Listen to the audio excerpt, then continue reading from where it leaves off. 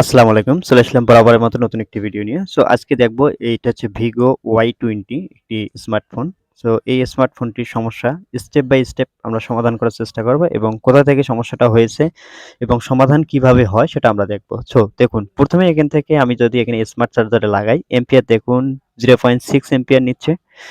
5 ampere, ampere কমে যাচ্ছে 0.6 ampere. এবার দেখুন 1.6 এম্পিয়ার, এম্পিয়ার কিন্তু আমাদের ঠিকঠাক নিচ্ছে। দেখুন আবার এখানে ভালো করে দেখাচ্ছি, জুম করে দেখাচ্ছি আপনাদেরকে। দেখুন এখানে আপনারা 1.6 এম্পিয়ার কিন্তু আমাদের সেটটি নিচ্ছে। নেওয়ার পর দেখুন এখানে কিন্তু কোনো গ্রাফিক্স নাই এবং কোনো কিছু বোঝা যাচ্ছে না এবং সেটটিও কিন্তু রান হচ্ছে না এভাবে। সো দেখুন কোনো গ্রাফিক্স এই পর্যন্ত কিন্তু কোনো গ্রাফিক্স আসে নাই। সো এটা কি প্রবলেম হতে পারে আমরা স্টেপ বাই স্টেপ ধাপে ধাপে এগিয়ে যাব। সো আপনারা ভিডিওটি ফুল দেখুন তাহলে বুঝতে পারবেন। সো প্রথমে আমাদেরকে সেটটা ডিসেম্বলি করে নিতে হবে। সো প্রথমে আমি সেটটা ডিসেম্বলি করে নিচ্ছি। মাঝে মাঝে এখানে ফাস্ট ফরওয়ার্ড করে দেওয়া হবে।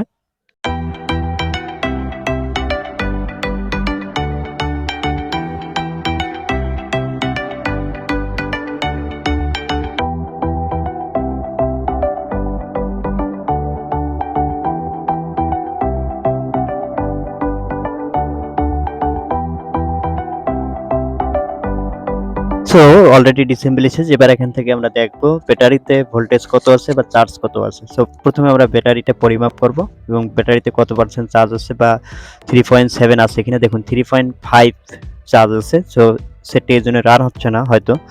সো দেখতে পাচ্ছেন 3.5 কিন্তু আমাদের ভোল্টেজ আছে ব্যাটারিতে।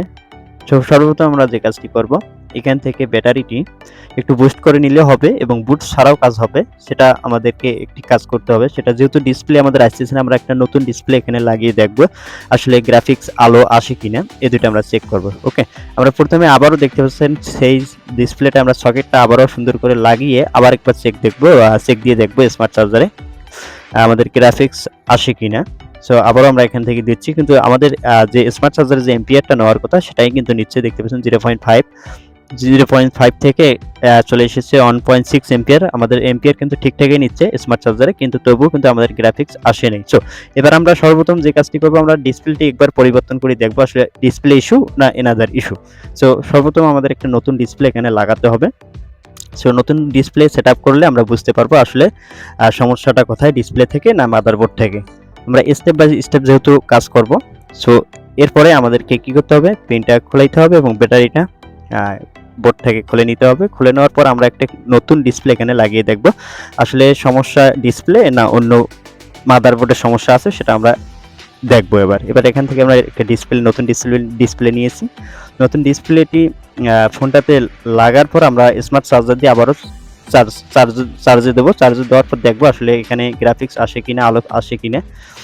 এবং ঠিকঠাক যদি গ্রাফিক্সটি আসে, যদি আলো আসে, তাহলে আমরা বুঝবো এই ডিসপ্লেটি আমাদের সমস্যা আছে এবং এই ডিসপ্লেটি আমরা পরিবর্তন করতে হবে আমাকে। ওকে, সো দেখতে পাচ্ছেন এরপরে আমরা ব্যাটারিটা কানেক্ট করব। ব্যাটারিটা কানেক্ট দেওয়ার পর এখন আমরা আবারও স্মার্ট চার্জারটি কানেক্ট করে দেবো। ওকে, এবারে যদি গ্রাফিক্স আসে তার মানে আমাদের সমস্যা আছে ডিসপ্লে ইস্যু। এরপরে স্মার্ট চার্জার লাগা হয়েছে, লাগার পর জাস্ট একটু ওয়েট করতে হবে। সো দেখুন আমাদের কিন্তু ব্যাটারি যে চার্জের ইন্ডিকেটারটা অলরেডি চলে এসেছে। ইন্ডিকেটারটা কিন্তু আপ ডাউন করেছে এখান থেকে। ব্যাটারিটির যেহেতু চার্জ শর্ট, এই জন্য কিন্তু আপ ডাউন করতেছে। দেখতে পাচ্ছেন ইন্ডিকেটার কিন্তু অলরেডি চলে এসেছে। এই যে ইন্ডিকেটারটি আবার কিন্তু চলে গেল।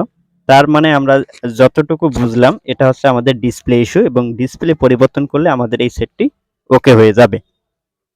বাকিটা আমি ফাস্ট ফরওয়ার্ড করে আপনাদেরকে দেখাচ্ছি। দেখুন আমাদের চার্জিং আইকনটা কিন্তু চলে এসেছে, ব্যাটারি যে আইকন এখন চার্জ নিচ্ছে, তার মানে আমাদের ব্যাটারি ঠিক আছে এবং আমাদের যে সমস্যাটা ছিল আমাদের ডিসপ্লে ইস্যু, এই ডিসপ্লেটি পরিবর্তন করলে সেটটি ওকে হয়ে যাবে। আর বাকিটা আমি ফাস্ট ফরওয়ার্ড করে কাজটি করে দেখাচ্ছি।